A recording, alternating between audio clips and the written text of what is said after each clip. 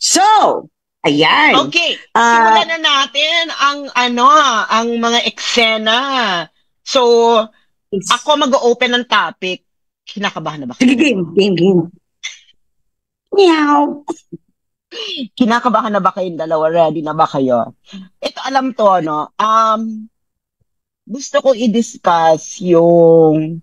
Siyempre, kailangan naman international relations dimension ang topic natin, no? Correct. Ang boring kasi ngayon ng domestic politics, eh, no? Oo, It's business tsaka as ng national, usual, oo. di ba? Kaya nga si Maricar nag-costume na ng pusa, eh, na-bore na siya. So ito Prof. Van, kasi meron kasing, familiar ba kayo sa term na rallying the flag? Rallying the? The flag. Mm. Di ba yan yung tipo, di ba? Ano yan eh, mas ginagamit yan sa context ng United States eh, di ba? Na pag halimbawa, medyo disunited yung mga Americano citizens, ang ginagawa nila, humahanap sila ng external enemy para ma-unite ang mga citizens around government official in times of international crisis. Kaakibat nito yung tinatawag na false flags, 'di ba? Halimbawa, ang pinaka-famous diyan yung kay Lyndon B. Johnson na medyo diskaril yung kanyang political career, tas nagkaroon ng incident sa Gulf of Tonkin with Vietnam, and because of that na-secure niya yung victory. Ano man sasabi mo dyan, Prof. Van? Meron ka pa ba ibang examples niyan? Ay, naku, dami niyan. Marami niyan. Okay, go. Actually, ang Amerika, tama ka eh. Ang pinaka, maraming magandang example niyan. Kasi, in general, especially in the 20th century, no, nagkaroon ng war fatigue eh, ang mga Americans. No? Correct. Sunod-sunod yung giyera, pagod na sila, daming mga Amerikano namamatay, lalo na kasi, 'di ba?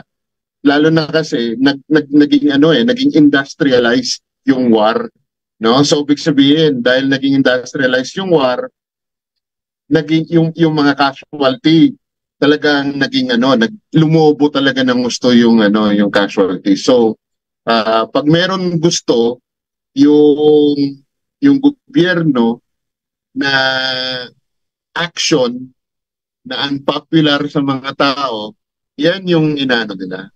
Gumagawa sila, dami niyan, no? Sa Vietnam, meron yan. Sa, tawag nito, sa Korea, meron din yan. Yung sa Korean War, no? Sa Korean War, sa Vietnam War, no? Maski nga actually sa lahat ng wars, kasi, although yung Pearl Harbor attack, hindi nila minanufacture yun, Kasi karamihan dito sa mga nangyari sa Amerikano, manufactured nila eh. Yung Spanish-American War, yung pagpapasabog nung USS Maine, no? Manufactured din yun eh. Gulf of Tonkin, tama yan, manufactured. Yung Panay yun eh. Yung Panay, pagkatapos, basta daming cases yan. But in fairness to the United States, itong strategy na to, lumang-luma na to, even before nations existed, panahon pa lang ng mga kings, no? Panahon pa lang ng mga kingdoms, ginagawa na nila yan. Pero magkaiba kasi nung panahon ng mga monarchs, yung mga king, it's their way to unite yung mga aristocracy na gustong patumbahin yung mga hari, di ba? Pero nung naging democracy na, this is a way to unite the citizens na hindi lang aristocracy, buong citizenry. And of course, no, military din minsan. Pag halimbawa nagkakaroon ng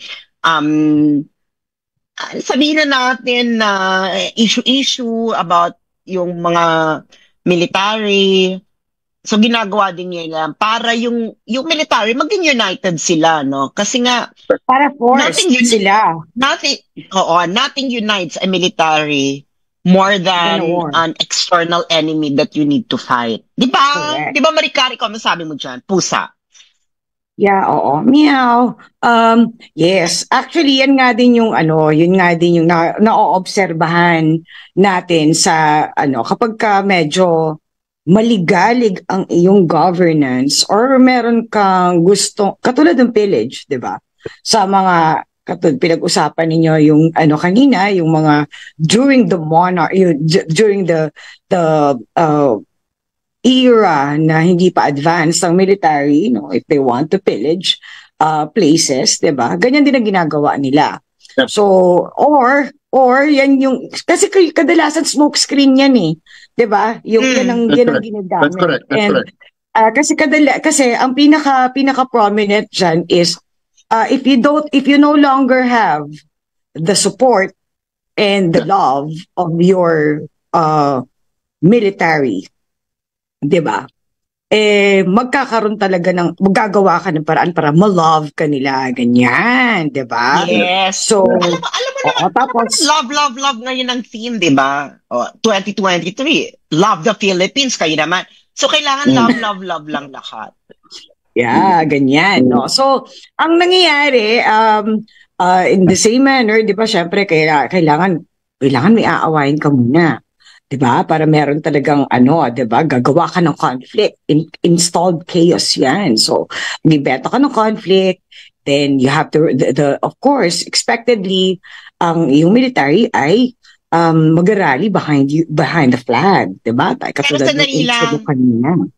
Oo, sandali lang Maricar, no? Saka Van, kayong dalawang tatanungin ko kayo kasi napaka-DDS nyo 'di ba?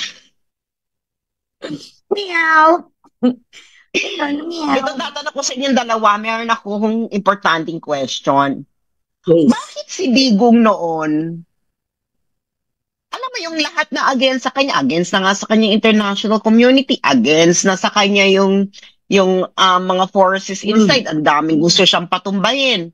Pero bakit hindi siya nag-rally the flag tactic na humanap ng external enemy para ma-unite niya yung mga tao? Kasi he could have done that, no? And that could have solved all the problems in his administration. What can you say, Maricar and Van? Kasi kayo talaga ang Tikas DDS. Okay, go. You wanna go ahead, Paps, or pwedeng mauna ako? Sige, okay. Sige, okay na. Okay. Totoo naman yan. Rallying the flag. In short, you want to rally people behind you, no, to support you. But in the case of President Duterte, hindi na kailangan ng external enemy kasi internally meron, no, which was criminality, which was yung war on drugs. No? Oligarchy. Pero at insurgents. Some people, no, yung mga anti-Duterte folks will say na manufactured din yung war on drugs. And that's why nagkaroon nga sila ng problema kasi napakita na lutang sila sa sitwasyon sa Pilipinas. Kasi, no, seriously, kasi ang mga Pilipino, we have been laboring under the drug menace for decades. For decades, yes. Seriously. Diba? Yeah, that's true.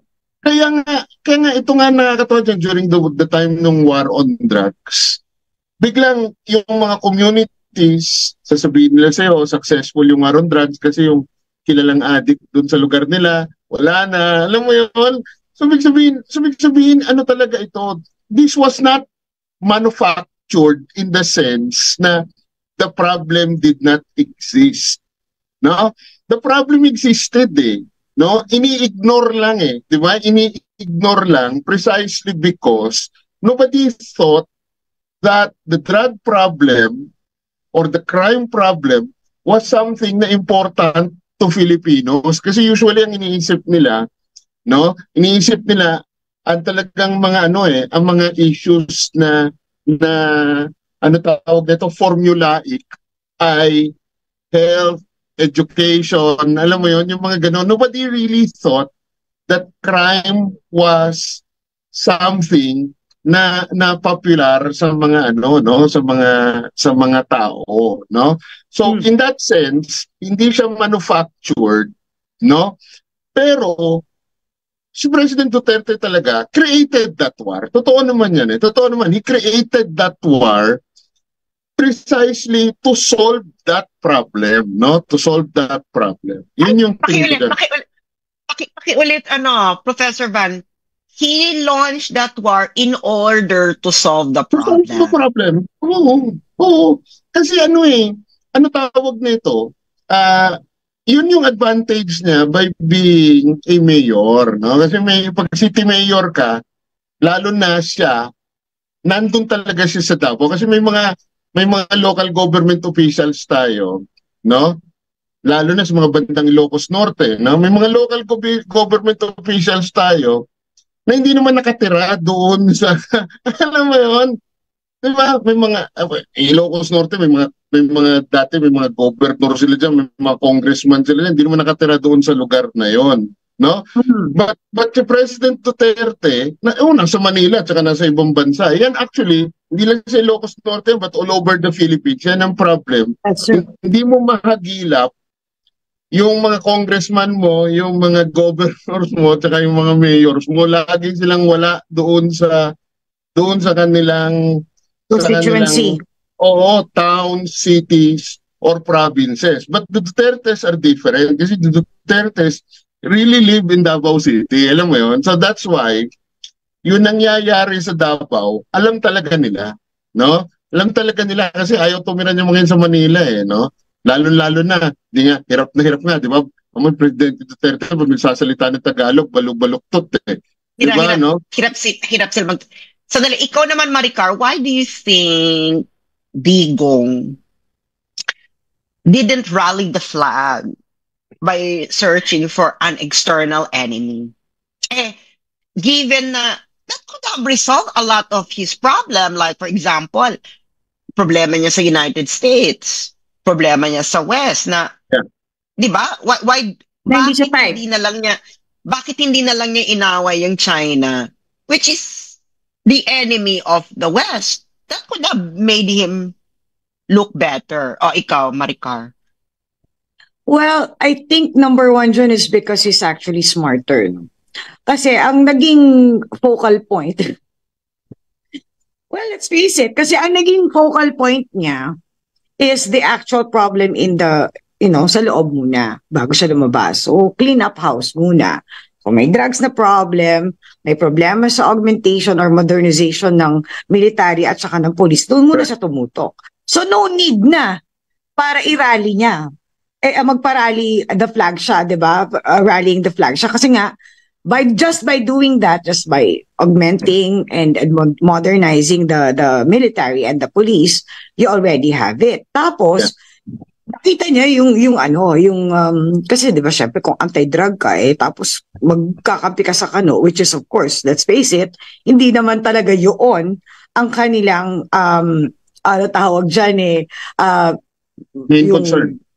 Focal point ng kanilang mga governance, hindi talaga yan, no? And also, sabihin na natin, talagang ayaw magpahawak ni President Duterte sa kahit sinong bansa. At saka, importante sa kanya, katulad ng pinag-uusapan namin ng matagal ni Prof. Van, neighborhood. The harmony within the neighborhood is very, very vital. Kasi, the end of the day, neighbors mo din na kayo, di ba, magkakatabi ang magtutulungan, di ba? Actually, kanina natawa ako, Sase, maligaw lang ako ng konti. Kasi nagulat ako, di ba, ang dami-daming anti-China sentiments na naririnig ko everywhere. Tapos there was this particular map, may particular map ako nakita regarding the, doon sa South China Sea. Kung gaano kadami yung mga flags doon identified na ito yung area na hawak ng ganitong bansa.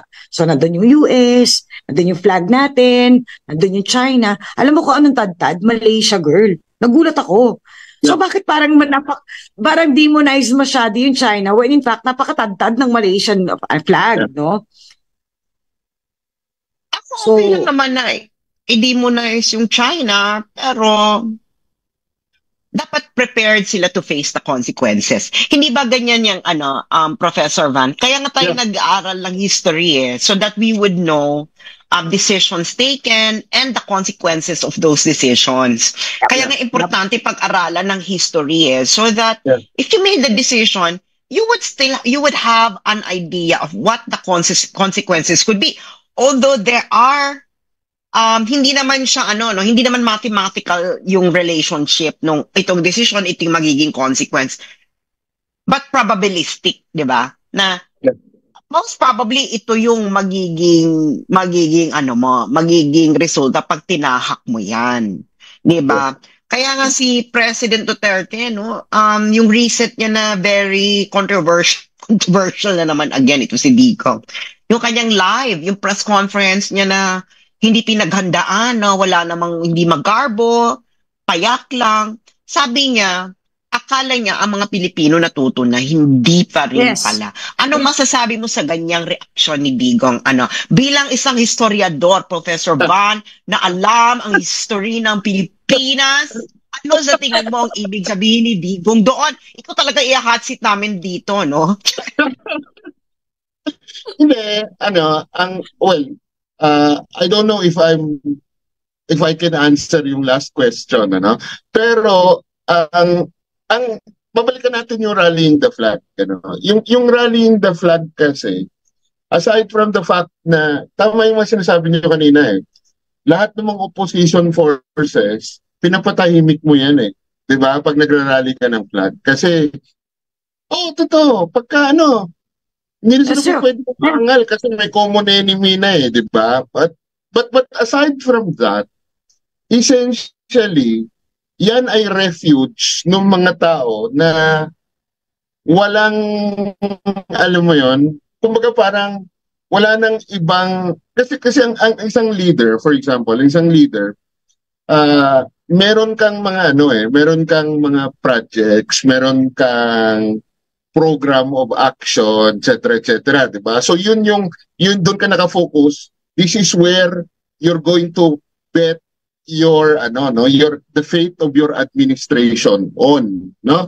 So nangyayari, pag yun palpak, generally saka pumapasok yung rallying the flag kasi pag yung program of action mo, yun successful yun, hindi mo na kailangan mag-rallying the flag di ba? Kasi siyempre pag successful yung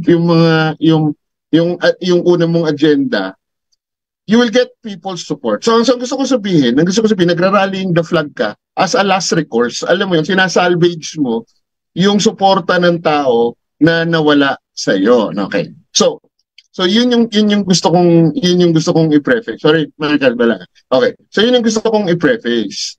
No? Now, in the case of President Duterte, kaya hindi niya na nga kailangan yung mga rallying the flag na yan. At saka, kasi, kitang-kita sa kanya, he just talks crazy, pero kita mo, may plano siya Tsaka organized yung approach niya 'di ba, no? Ilang beses na natin tatlo tayo, paulit-ulit na natin to binabanggit dito sa show na to and elsewhere, no? Wala talagang malinaw na victorious sa outcome ang Pilipinas dito sa South China Sea. Wala talaga. Meron. Yan ang sinasabi nila Darian et al. Meron, Professor ba naman. Yan ang mga expert dito, no? Meron daw.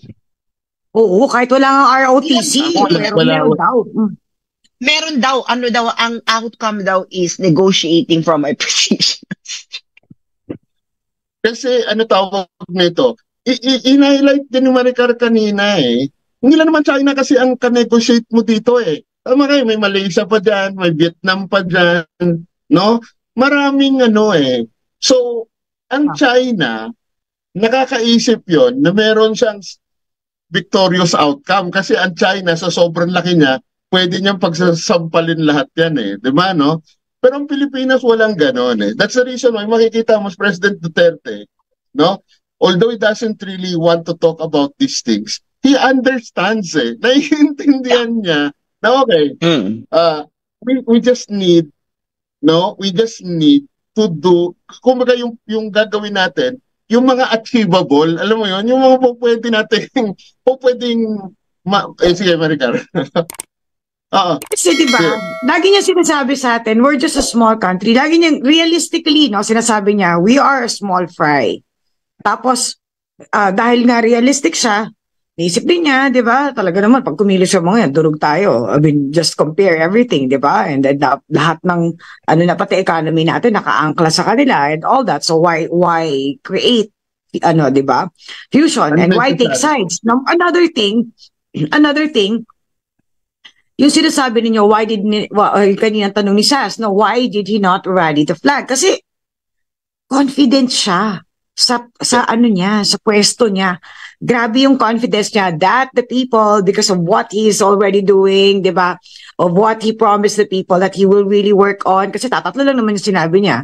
Tatatlo lang, di ba? Di naman niya sinabi na, nung campaign niya, na sinabi niya na, hawain ko Amerika, di naman niya sinabi yun eh.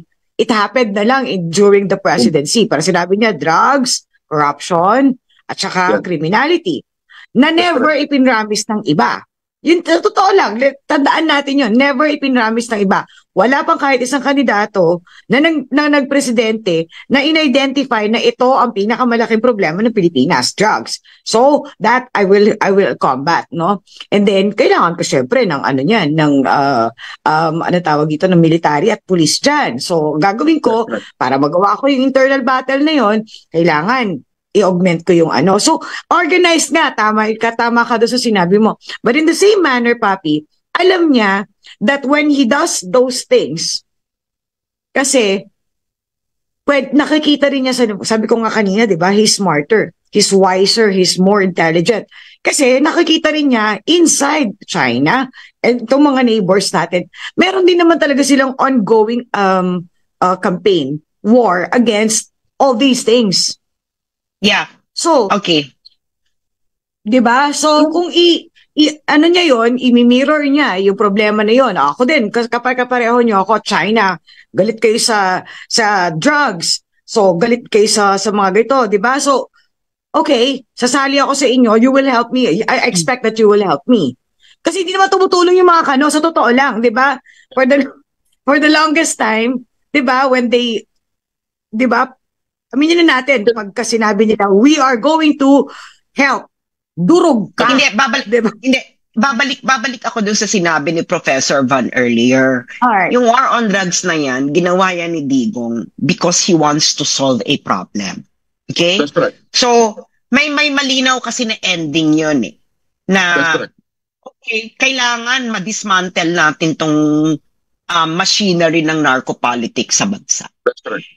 He wasn't able good word. Narco-politics. Kasi nakakambal talaga sa politics yung narco.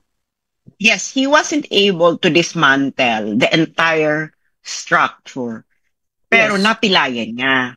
That's right. Napilayan niya talaga ng bonggang-bongga, super bongga. 'Di ba? Alam yan ng mga tao, no? Napilayan talaga niya. Ito kasing sa South China Sea. Ano yung solution? That's correct. So, ano yung Na outcome? gusto mong, ano yung outcome? Ano yung solution na gusto mong ma-achieve? Diba, babalik ulit tayo sa discussion natin dati, Professor Van, no? Kasi kung this is for the interest of the Filipino people, yung ginagawa nyo dyan, dapat may outcome ka eh. Yeah. At achievable dapat yung outcome mo. Right. Even though na kahit ambitious yung outcome mo, it must be achievable.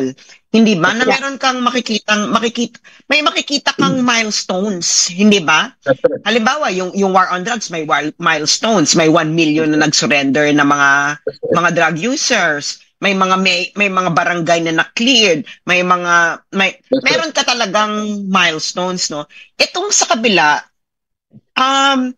babalik tayo sa Rally the Flag. Is this really for the interest of the Filipino people, or for rallying the flag effect in order to unite people around you? That's Because the domestic politics is unstable. That's correct. Yun ang tanong ng bayan. Hindi na kailangan sagutin yun kasi rhetorical question. Exactly. That's true. Diba? Obvious na obvious. No? Pero ako, ang gusto kong i-highlight, kasi si President Duterte is a mayor, no? Mayor siya dati bago siya naging presidente, no? And yung sa job, anyway. may similarities ang pagiging isang city mayor at saka pagiging presidente ng isang maliit na bansa.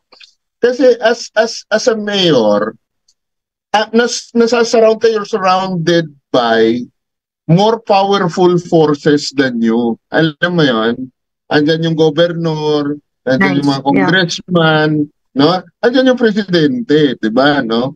So, nasanay, kaya na-manage ni President Duterte yung situation, not just with, not just in the South China Sea, also with the United States and other bigger countries. Precisely because as mayor, marunong siya, alam niya kung paano niya i-handle itong mga more powerful forces na ito, no? Which is, ako very clear talaga very clear, which is, you show the hand of hand of friendship muna, no?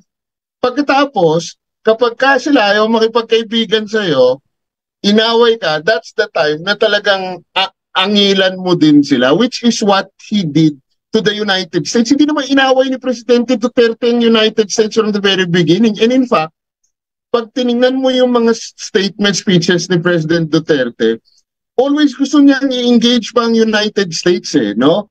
Na kailangan pa rin natin ng United States, kailangan natin ng balikatan, kailangan natin yung mga gano'n, no? The President Duterte never said, pero sinasabi ni President Duterte, if the price of these things ay yung pakikialam nyo sa aming domestic politics, huwag na lang, inyo na yung pera nyo, inyo na yung whatever nyo, diba, no? Correct. So, kasi ang China, totoo naman, China is a problem sa West Philippines. But you don't really see China interfering in our domestic politics. No, never. Yes. Russia. Maganda yung point mo na yan, Paps, kasi maganda yung point mo na yan, Paps, kasi diba, if you remember, when he spoke rashly against the US, that was the time of Obama. Hindi naman ganun yung government ni Trump, hindi naman naging ganun adelantado sa atin. So, hindi rin naman niya inaway si Trump, di ba?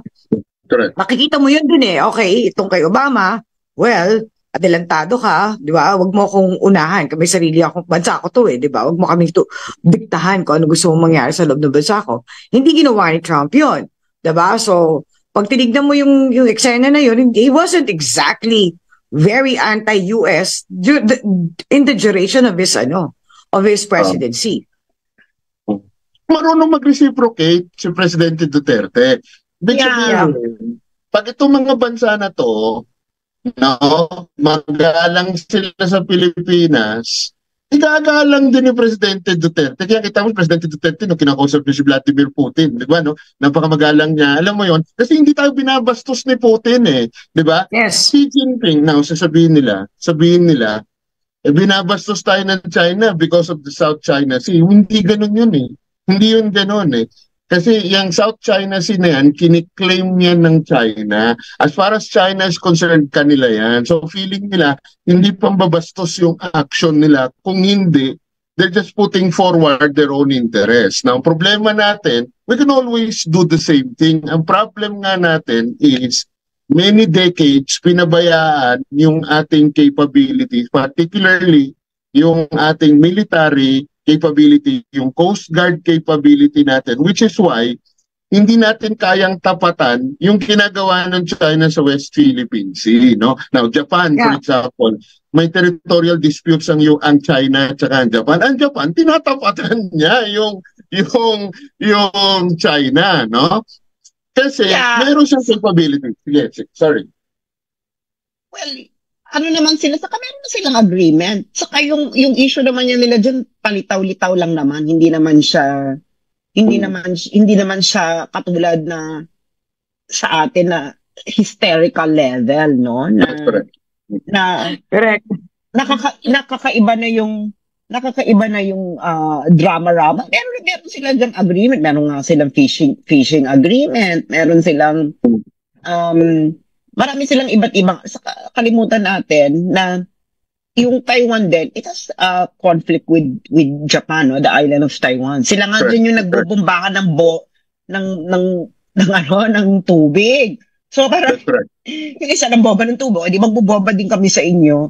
So, actually, yung nangyayari dito sa atin, no, it's actually a very tame, no? In other, compared to other maritime disputes. Yan na nga yung sinasabi ko. Just look at, for example, the Mediterranean Sea, no? If you study the history of the Mediterranean Sea, yung maritime disputes nila dyan, Correct. tegihan talaga yan ng bonggang-bongga. Correct. No? That's true. The last tegihan na nangyari sa atin dyan sa maritime disputes sa South China Sea was in 1988 between Vietnam and China. No? Hindi nagkaputulan ng submarine cables. Diba? Yeah, Correct. saka ano pa yan, well, compared to Mediterranean Sea, that was actually very tame. 55 people casualties, and then that's it. Kasi pag tinignan niyo yung story ng Mediterranean Sea, no? Or other maritime areas in the world, bardago lang talaga dyan ng bonggang-bongga. Pero Eh, hindi sa nagtawag atin- ang Vietnam na ng EDCA sites, no? Hindi sila nagpalagay. Hindi, kasi ang Vietnam kasi is simula ng pagka-founding nito. Actually, matalino kasi ang foreign policy ng Vietnam. Una, hindi siya nag-allow ng foreign bases. No foreign bases, no foreign interference. Yung three no's niya, no alliances.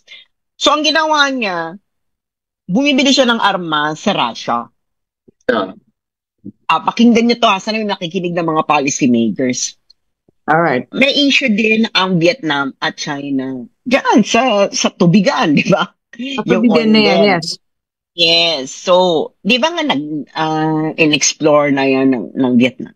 Pero ang partner dyan ng Vietnam ay yung isa sa mga state-owned oil companies ng Russia. So, umpisa merong Iringan, Emerald. Pero just look at this from a business point of view. Ngayon, ang China, it's getting oil from Russia, from the same company Yes, at a yes. huge discount. So imagine the capital outlay, the money that you will be spending between your country directly mining the oil dyan, compared to bibili mo na lang at a discount from Russia. So, Correct. just look at that, and then now you don't hear that anymore, hindi ba? So magaling yung ginawa ng Vietnam, no? Na parang pre, kaibigan naman natin, din naman yung pagdemina dyan. Bilhin mo na lang sa kabila, hindi ba? Na parang it was a win-win situation. Win-win, Kasi if you're yes, gonna look correct. at from a financial standpoint, if you're gonna remove the emotions there, you're gonna look na mas makakamura tayo pag binili na lang natin kaysa tayo yung magmina talaga dyan. And especially right now, it's a huge discount because of the issue of Russia with Ukraine. Na wala nang Western country bumibili ng oil and gas from Russia. So that's wise, smart, and actually pragmatic. Actually, Eh, saka maganda rin yung naging trade, di ba? Kasi food naman, na hindi tumutubo sa Russia, alam mo yon, nagkaroon ng ganun di ba? That, okay, we have here things here na pwede nyo makinabangan na mura din, di ba? Kaysa kukunin sa ibang bansa, so you can get it from us, food. Kaya nga naging food capital of the world ang China. At napakamura ng pagkain sa loob ng Russia because of that as well, di ba? Ang So, relationships kasi for both between countries. countries. Ang relationship kasi between countries is no different from relationships between people. Parehas lang yan Parehas lang. Okay. Now, kaya nag-iiba ang relationship ng China with Vietnam. Yeah, I understand yung binanggit nyo, no? Tungkol sa yung mga moves ng Vietnam. I understand that. Pero I want to draw attention to the fact na ang Vietnam, kasi ganito yan Ang isang bansa, no, na yung relations niya with another country, siyempre, yung pansarili niyang interest, yung inaabante niya. Tapos, lahat ng posibleng advantage na mahanap niya, hahanapin niya yon.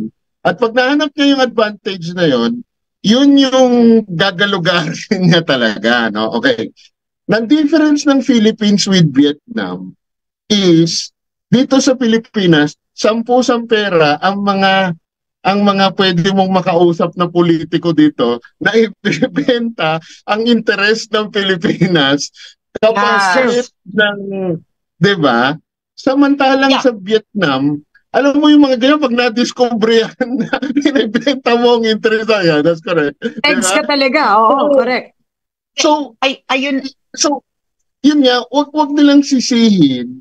Wag nilang sisihin yung ano dyan. Kasi ang nangyayari, di ba? May isang dating senador na sana wag nang makabalik sa Senado at nag-aambisyon pang maging mayor ng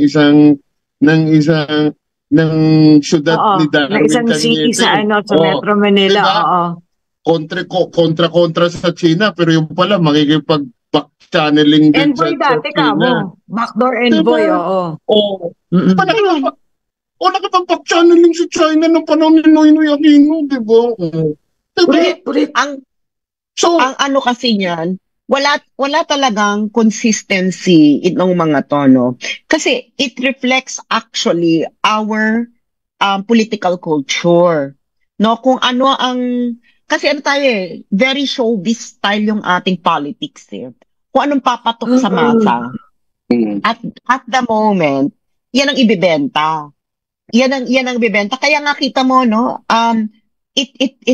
wala talaga silang malinaw na policy direction. Kaya nga, kita mo, mangangako ng 2022, ito pala ang gagawin niya pagdating nung naupo na, ay, bakit iba na yung ginagawa mo? Kasi nga, very showbiz. Diba? Yes. Pasabihin sa'yo kung anong gusto mo marinig kasi yun yung sikat. Alam mo, mangangako ako. Kunwari, mangangako ako ng continuity. Kasi, gusto ng mga tao ng continuity ni Duterte. Pero nakaupo ka na, dead man na sa continuity. Kasi nakaupo na ako magagawa ninyo. Diba? So ganun yung nangyayari. Ito kasing Vietnam. Wala naman kasing election sa Vietnam, no? Hindi nila naiintindihan tong bread and circus emirate sa atin. Sa Vietnam, hindi ka pwedeng tumaas sa pinakamataas na decision making kung wala ka nito. Saka kung may issue ka na emirate na ay Lord Almighty, no? Hindi po pwede yan. So mas kumbaga sa struktura ng politika, mas stable itong Vietnam. Higit kaysa sa atin. Kaya nga pag sinabi nila na mag-i-industrialize tayo, mag-i-industrialize talaga sila. And that is why when other countries react, alam mo yon, kumbaga may ano din yung reaction nila. May may consistency din. Kasi siyempre ikaw, makikipag-negotiate ka sa Pilipinas, no? Kita nyo ang attitude ngayon ng China, okay, sige. Kung anti-China ngayon, itong current administration, maghihintay kami kasi alam mo yung susunod. Mag-iiba yan eh. Mag-ano yung di ba? So, ganun yung attitude nila. So, nangyayari, di ba? Kaya nga high praise yung binigay ng mga Chinese kay President Duterte. Sabi nila kay President Duterte, ikaw gusto ka namin kausap kasi ikaw, malinaw na national interest yung mo. Pagkatapos, di ba? Kasi seriously, President Duterte did not give China what China did not already have. Alam mo yon, yung mga runway diyan, yung alam mo yon, yung mga bomba, yung nangyayari ngayon, yung water cannon, yung ginagawa na yung panahon pa ni Noynoy Aquino eh. Alam mo yon? Yeah. President did not give them anything. Yeah. Hindi, ang kasi niyang Professor Vano, ayun din, ang hirap din makipag-usap sa atin kasi kung every 6 years magbabago-bago ka. Kasi yun no? Ang consistent stand kasi ng China is joint development. That's correct. That's always been the consistent position of China. That's correct. Ang non-negotiable sa kanila ay Taiwan.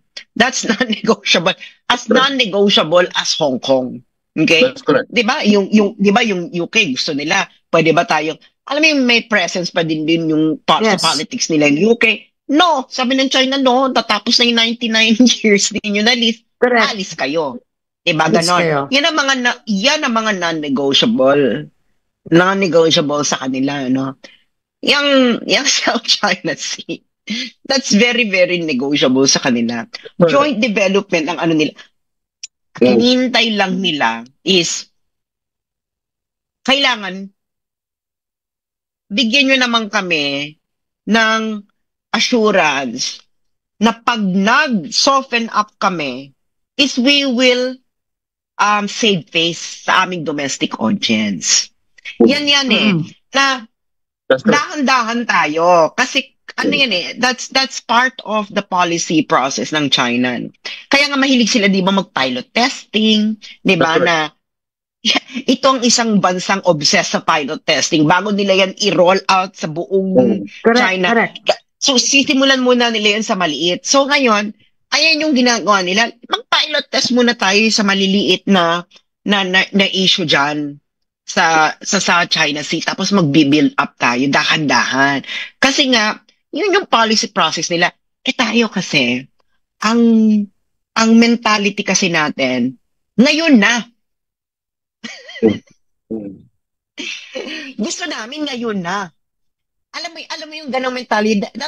That's also explains why Filipino people prefer ayuda rather than long-term solutions to their problem. Kasi yung long-term solution, hindi mo talaga siya kagad mararamdaman eh. Yung ayuda, ayan na yung pera, oh.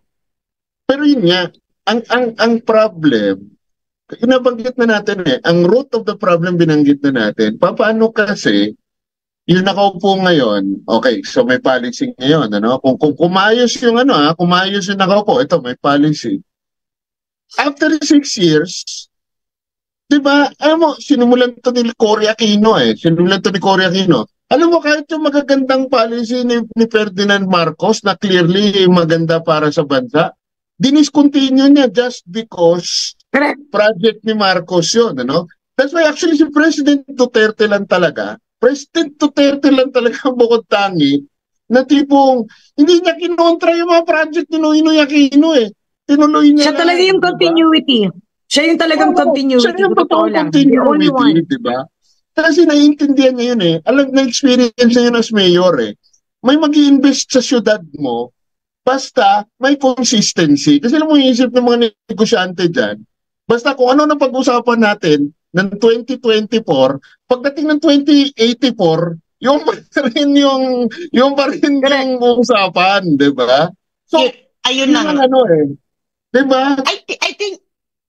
I think babalik ulit tayo, Professor Van, sa sinabi mo kanina na it all boils down to whether you're actually resolving a problem.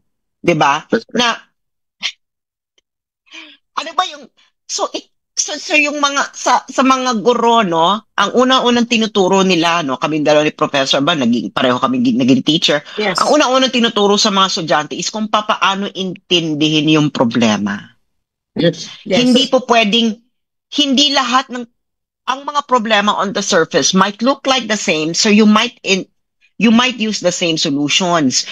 Pero the devil is in the details sa mga ganito. Yes. Kaya nga, di ba, kailangan i-improve ang reading comprehension ng mga estudyante. Kasi pag mababa ang reading comprehension, hindi nila maintindihan yung problema, so mag-o-offer sila ng maling solusyon.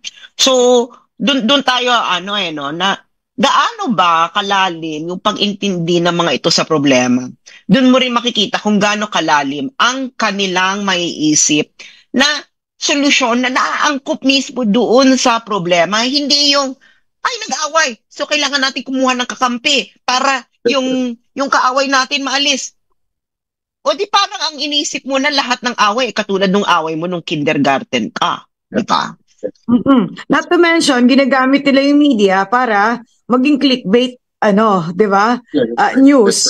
Yung issue na hindi nila hinuhukay kung paano, or hindi man lang nila hinuhukay by themselves to understand better. Ang nilang nila is, gusto hindi kayong api sa inyo, bahala kayo dyan. Kaaway namin kayo. Di tayo bate, so mag-aaway kami. Ngayon, ikaw media, Pag ano ka ng Pero clickbait, kaya nga di natin ng tao. sinagot. O, di natin sinagot. Ganun ang nangyayari. Pag tinignan mo talaga tama yung analogy mo, Sase. Parang away bata yung ginagawa and then it has to, di ba? Yes, Pero ako Prof. hindi ko sisisihin ng tao eh. Hindi ko sisisihin yung tao kasi yung mga tao, nagre-react lang based on the options that you give them. 'Di ba, no? So kung ano ang options na binibigay mo sa kanila, 'di ba? Kaya nga dami nagsasabi ng 2022 election. Ang options nila, Bongbong Marcos, Leni Robredo, Yeah. Manny Pacquiao, 'di ba? So sabi nila binoto na lang namin yan kasi wala na kami pang pagpipilian 'di ba, no? Kaysa naman si gantong iboto namin kaysa si ganon, 'di ba? So yung tao, restricted siya by the choices that are put before them. No? So, lima, ganun. Ayuda o ganito. Siyempre, tatanggapin na nila yung ayuda kasi Take alam or mo, death, baka naalala mo next yun, year, Prof? di ba? No, baka next year, magbago pa yung di ba? Mag-iba yung Yeah. ihip ng hangin. So Mm-mm. yun nagre-reflect kasi we have very poor leadership. And that's the reason why yung mga tao, alam mo, nung Presidente Duterte ang presidente, yung mga tao hindi naman naging ganyan. Hindi naman Nag-iisip. naging mendicant, di ba? Hindi mendicant kasi naisip nila, okay, we now finally have a leader who is looking for solutions to our problem. So yung mga tao, maghihintay kami. Kaya maghihintay kami kasi may tiwala kami dito sa aming presidente, 'di ba, no? Ngayon, kung wala kang tiwala sa presidente, hindi ka maghihintay kasi ano bang hihintay mo? Wala namang ibibigay sa'yo, wala namang ginagawa, Yes. 'di ba? Puro rally Yes, the flag na alam. Oh, yes. Like, for example, sabi ni Duterte, I will instill fear in the hearts of every criminal. He did that. Di ba?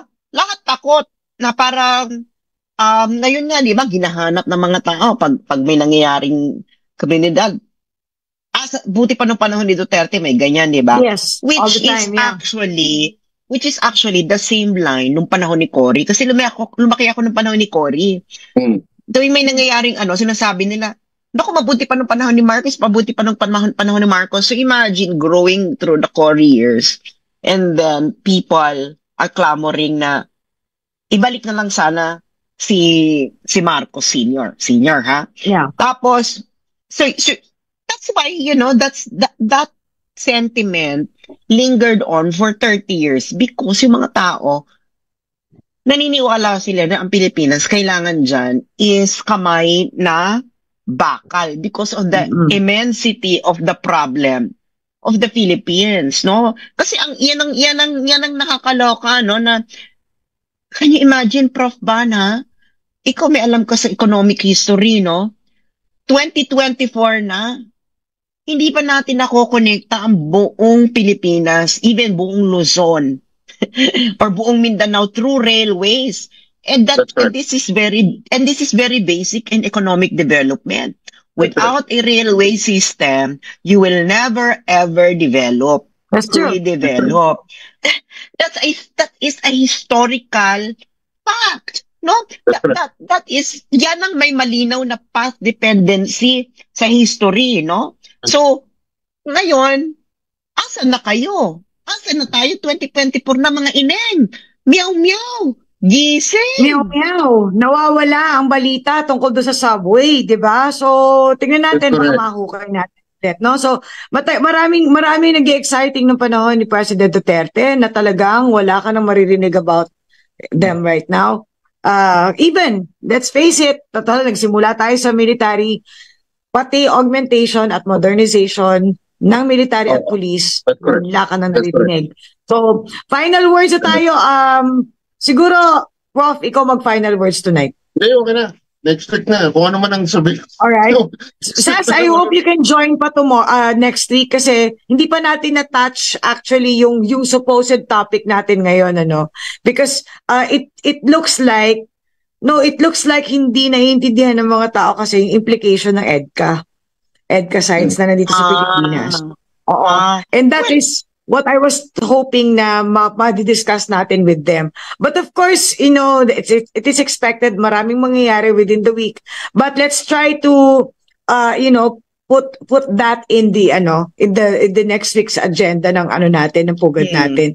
And dyan po sa lahat ng mga nanonood sa inyo, I hope that you shared this episode right now, tonight. At sana po antayin nyo kami next week.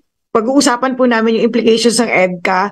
And sana din kayong mga kababayan namin, matuto po kayo mag-observe.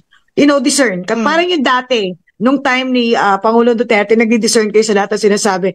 And now, hindi man kayo tinuturuan kung ano ang mga dapat ninyong maintindihan.